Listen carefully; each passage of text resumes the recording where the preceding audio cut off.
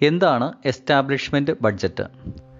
സർക്കാരിൻ്റെ സാമ്പത്തിക ആസൂത്രണത്തിൻ്റെ ഭാഗമായി വരുന്ന സാമ്പത്തിക വർഷത്തേക്ക് ജീവനക്കാരുടെ ശമ്പളം, അലവൻസുകൾ, മറ്റ് സ്റ്റാഫ് ചെലവുകൾ എന്നിവയ്ക്കായി പൂർണ്ണമായും നീക്കിവച്ചിരിക്കുന്ന തുകയാണിത്. നടപ്പ് സാമ്പത്തിക വർഷത്തെ യഥാർത്ഥ ചിലവിനോടൊപ്പം അടുത്ത സാമ്പത്തിക വർഷം വരാവുന്ന പ്രതീക്ഷിത വർധനവ് കൂടി ചേർത്താണ് എസ്റ്റാബ്ലിഷ്മെന്റ് ബഡ്ജറ്റ് തയ്യാറാക്കുന്നത്.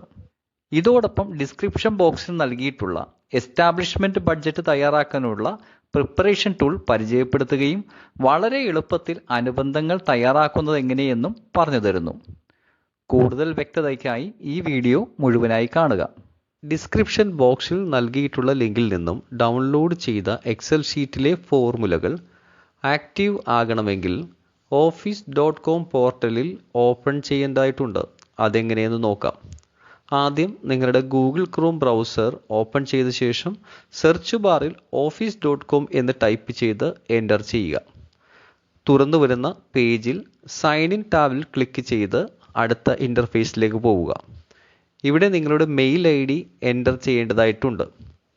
മെയിൽ ID എൻ്റർ ചെയ്തതിന് ശേഷം നെക്സ്റ്റ് ടാബിൽ ക്ലിക്ക് ചെയ്ത് അടുത്ത പേജിലേക്ക് വരിക. ഇവിടെ സെൻഡ് എ കോഡ് എന്ന ടാബിൽ ക്ലിക്ക് ചെയ്യുക. അപ്പോൾ നിങ്ങൾ മുൻപ് ടൈപ്പ് ചെയ്ത മെയിൽ IDയിലേക്ക് ഒരു OTP കോഡ് വന്നിട്ടുണ്ടാകും. ആ കോഡ് ഇവിടെ നൽകുക. തുടർന്ന് വരുന്ന സ്ക്രീനിൽ ഈ കാണുന്ന യെസ് ടാബ് ക്ലിക്ക് ചെയ്ത് അടുത്ത ഇൻ്റർഫേസിലേക്ക് പ്രവേശിക്കുക.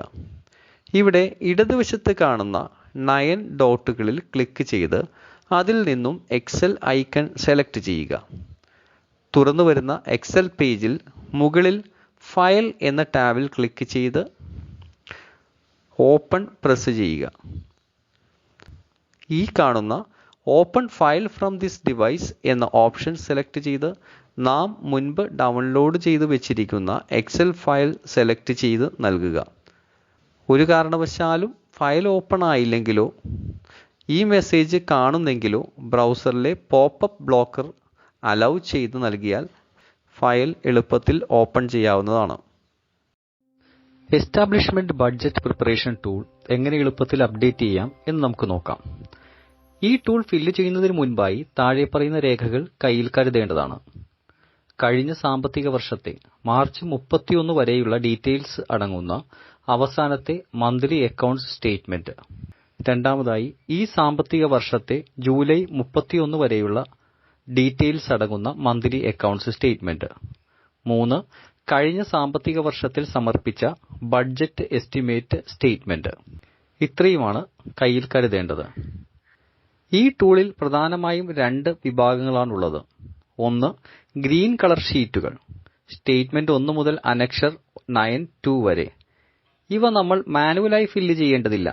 മറ്റു ഷീറ്റുകളിലെ ഡാറ്റ നൽകിക്കഴിഞ്ഞാൽ ഇവ ഓട്ടോമാറ്റിക്കായി അപ്ഡേറ്റ് ആകുകയും പ്രിന്റ് എടുക്കാൻ പാകത്തിൽ തയ്യാറാവുകയും ചെയ്യും. 2.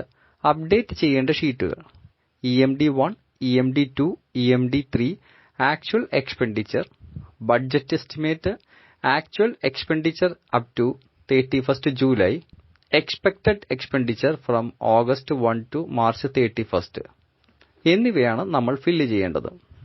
Sheet 1 EMD1. ഇതിൽ അടിസ്ഥാന വിവരങ്ങളാണ് നൽകേണ്ടത്. ഡിപ്പാർട്ട്മെന്റ്, നിലവിലുള്ള സാമ്പത്തിക വർഷം, ഓഫീസിന്റെ പേര് തുടങ്ങിയ അടിസ്ഥാന വിവരങ്ങൾ നൽകുക. കൂടാതെ ജീവനക്കാരുടെ തസ്തികകൾ, മാസ്റ്റർ സ്കെയിലും അവയുടെ ഇൻക്രിമെന്റും, താൽക്കാലിക കണ്ടിൻജന്റ് ജീവനക്കാരുടെ തസ്തികകൾ എന്നിവ ഇവിടെ നൽകണം. Sheet 2 EMD2.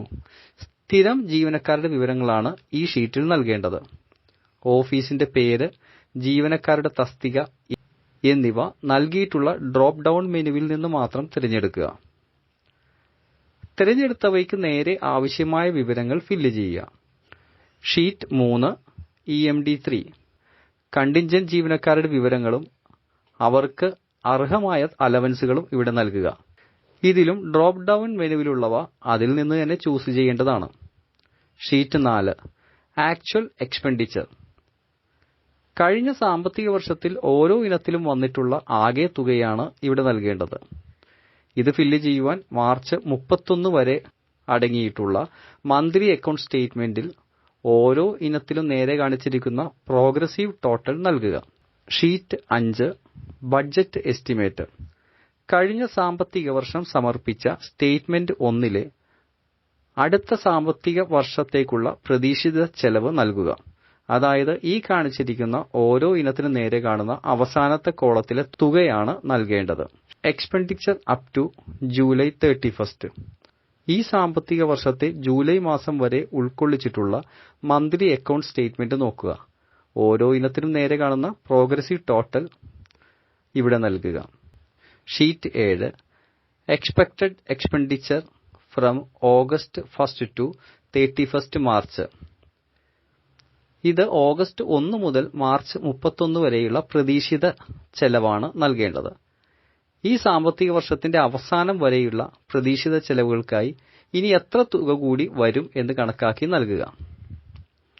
Sheet 8 charges. അതാത് കാര്യാലയവുമായി ബന്ധപ്പെട്ട താഴെ പറയുന്ന വിവരങ്ങൾ നൽകുക. ജലത്തിന്റെ ഉപയോഗം, വൈദ്യുതിയുടെ ഉപയോഗം, ടെലിഫോൺ ചെലവുകൾ, വാഹനങ്ങളും മറ്റ് യന്ത്രസാമഗ്രികളുടെയും ഇന്ധന ഉപയോഗം ഇവയാണ് നൽകേണ്ടത്. ഈ ഡാറ്റ വേഗത്തിൽ ലഭിക്കുന്നതിനായി ബില്ലുകൾ ജെമിനി അല്ലെങ്കിൽ ചാറ്റ് GTP പോലുള്ള AI സോഫ്റ്റ്വെയറുകളിൽ അപ്ലോഡ് ചെയ്ത് കൃത്യമായ പ്രോംപ്റ്റ് നൽകിയാൽ വിവരങ്ങൾ എളുപ്പത്തിൽ ലഭിക്കുന്നതാണ്. ഇത്രയും കാര്യങ്ങൾ കൃത്യമായി അപ്ഡേറ്റ് ചെയ്തു കഴിഞ്ഞാൽ നിങ്ങളുടെ ബഡ്ജറ്റ് തയ്യാറാക്കൽ പൂർത്തിയായി.